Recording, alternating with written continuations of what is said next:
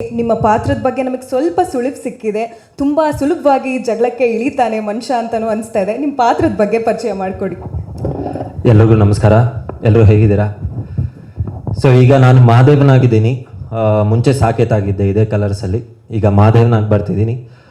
So Mahadeva ನಾನು ಹೇಗೆ ಅಂತಂದರೆ, ನೀವು ಹೇಳ್ದಂಗೆ ಲೈಕ್ ತುಂಬ ಈಸಿಯಾಗಿ ಜಗಳಕ್ಕೆ ಇಳಿತೀನಿ ಅನ್ನೋ ಥರ ಕಾಣಿಸ್ತಿದ್ದೀನಿ ಅಂತ ಹೇಳಿದ್ರಿ.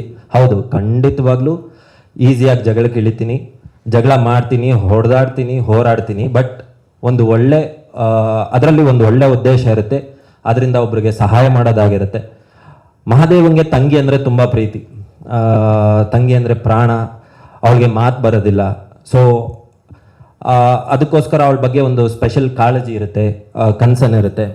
ಆದರೆ ಅಮ್ಮನ ಮಾತಂದರೆ ವೇದವಾಕ್ಯ. ಅಮ್ಮ ಏನು ಹೇಳ್ತಾರೆ ಅದೇ ಅವನಿಗೆ ವೇದವಾಕ್ಯ. ಮನೆಯವ್ರ ಪ್ರೀತಿ, ಅವ್ರನ್ನ ಚೆನ್ನಾಗಿ ನೋಡ್ಕೊಳ್ಳೋದು ಅಂದರೆ ತುಂಬ ಇಷ್ಟ. 4 ಜನಕ್ಕೆ ಒಳ್ಳೇದು ಮಾಡೋದಕ್ಕೆ ಅಂತ ಕೆಟ್ಟವ್ರ ವಿರುದ್ಧವಾಗಿ ಹೋರಾಡ್ತಾ ಇರ್ತೀನಿ. ಸೊ ಅದರಿಂದ ನಾನು ಎಲ್ಲರ ಕಣ್ಣಲ್ಲೂ ನಾನು ಕೆಟ್ಟವನಾಗಿದ್ದೀನಿ. ಆದರೂ ತೊಂದರೆ ಇಲ್ಲ. ಅದರಿಂದ 4 ಜನಕ್ಕೆ ಒಳ್ಳೇದಾಗಿದೆ ಅಂದರೆ ನನಗೆ ಅದೇ ಖುಷಿ.